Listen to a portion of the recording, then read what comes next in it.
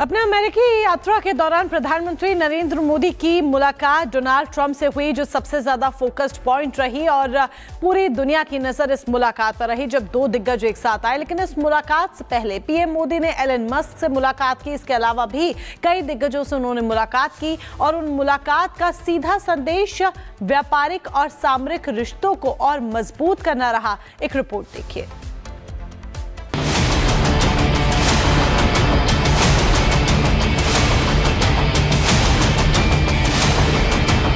प्रधानमंत्री नरेंद्र मोदी और अमेरिका के राष्ट्रपति डोनाल्ड ट्रंप की ऐतिहासिक मुलाकात हुई।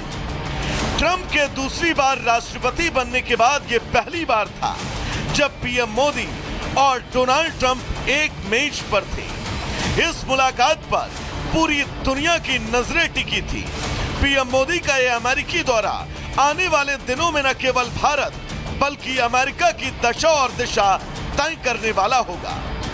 ट्रंप से मुलाकात से पहले पीएम मोदी ने अमेरिका के उन नामचीन हस्तियों से मुलाकात की जो भारत अमेरिका संबंधों को नया आयाम देने में मुख्य भूमिका निभाएंगे। मोदी और तुलसी गबार्ड की मुलाकात।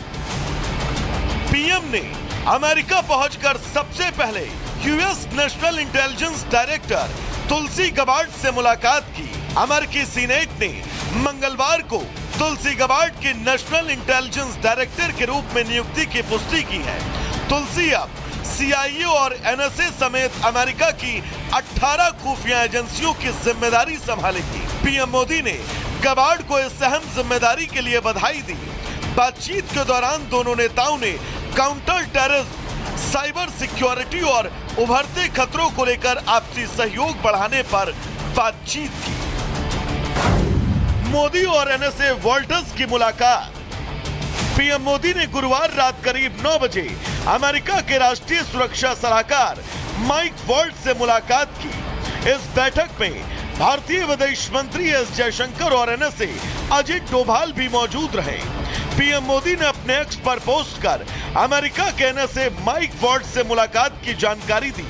पीएम ने लिखा, एनएसए माइकल से सार्थक मुलाकात हुई।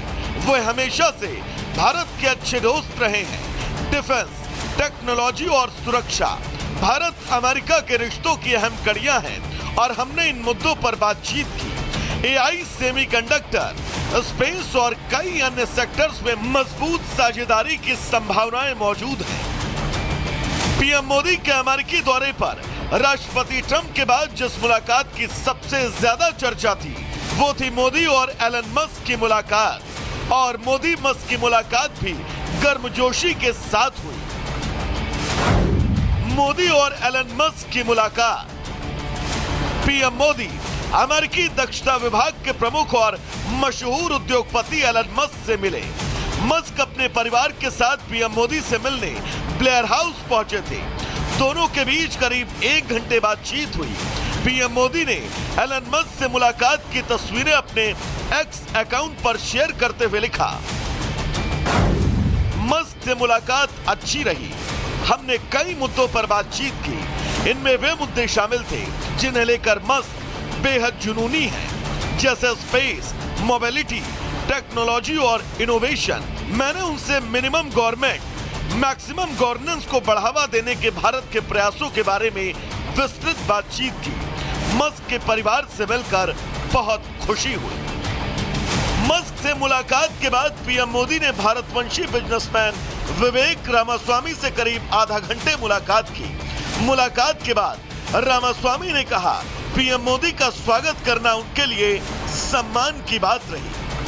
It was a pleasure and an honor to welcome Prime Minister Modi here. Hope he has a wonderful visit and it was a great meeting. Washington DC में billboard पर Bharat America रिश्तों का विज्ञापन भी देखा गया।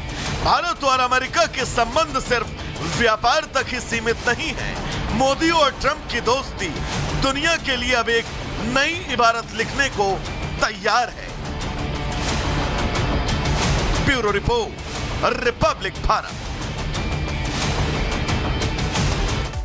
और अब बात करेंगे अमानतुल्लाह की, जिन्हें 3 दिन से पुलिस खंगाल रही थी। राज्य दर राज्य उन्हें ढूंढा जा रहा था, लेकिन अब जाकर के वो कैमरे के सामने आए हैं। वो भी सिर्फ इसीलिए क्योंकि कोर्ट के द्वारा ये कह दिया गया है कि उनकी गिरफ्तारी नहीं होगी। गिरफ्तारी की रोक के पेपर जब हासिल कर लेते हैं तब कैमरे के सामने आते हैं, वरना अभी तक तो भागे भागे फिर रहे।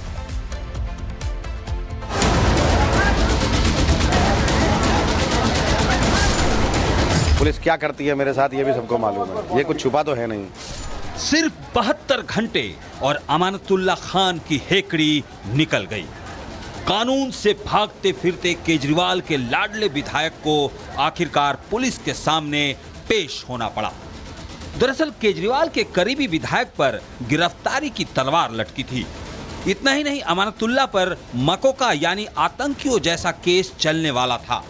ऐसे में खतरा देखते ही अमानतुल्ला को पुलिस के सामने हाजिरी लगाने के लिए मजबूर होना पड़ा। कहते हैं ना, रस्सी जल गई लेकिन ऐठन नहीं गई। ऐसा ही हाल अमानतुल्ला का है। 3 दिन से पुलिस से भागते फिर रहे अमानतुल्ला ने पुलिस पर ही सवाल उठा दिए। पुलिस क्या करती है मेरे साथ ये भी सबको मालूम है, ये कुछ छुपा तो है नहीं। अब मैं जाऊंगा तो बात करूंगा। क्या है बताओ, कौन से पुलिस वाले के इनके पास तो सब कुछ है ना, DVR है, सब कुछ है, सारी चीजें हैं, ये सब कुछ कहानियां हैं, वो पता है सबको। अपने भगोड़े यार को भगाने के आरोप में अमानतुल्ला खुद फरार थे। 72 घंटे तक ना उनका कोई पता था, ना उनका फोन मिल रहा था। पुलिस खोजती फिर रही थी और ओखला से 3 बार के विधायक पुलिस से आंख मिचौली खेल रहे थे। कोर्ट ने जब गिरफ्तारी पर रोक लगाई तब जाकर खुद चलकर थाने ऐसे पहुंचे जैसे कुछ किया ही नहीं। इन्होंने नोटिस दिया, ये नहीं बताया होगा इन्होंने कि मेरे यहाँ कल नोटिस लगाकर चले गए। अगर ये मुझे नोटिस पर बुला रहे हैं तो फिर गिरफ्तार करने का मतलब नहीं होता है, और अगर गिरफ्तारी करना था तो फिर नोटिस पर क्यों बुला रहे हैं?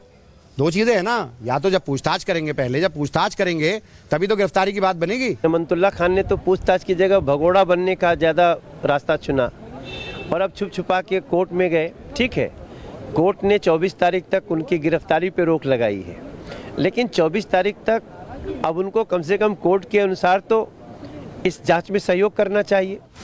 अमानतुल्ला मामले में अब सियासत भी शुरू हो गई है, लेकिन पुलिस ने अमानतुल्ला से 3 घंटे तक पूछताछ की।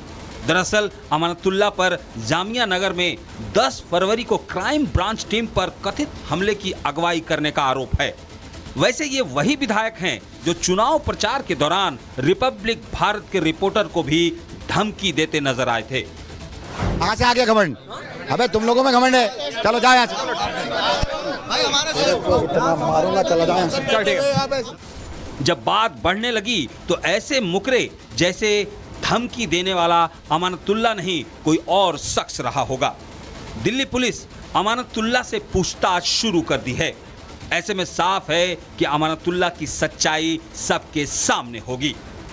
Bureau report, Republic Bharat.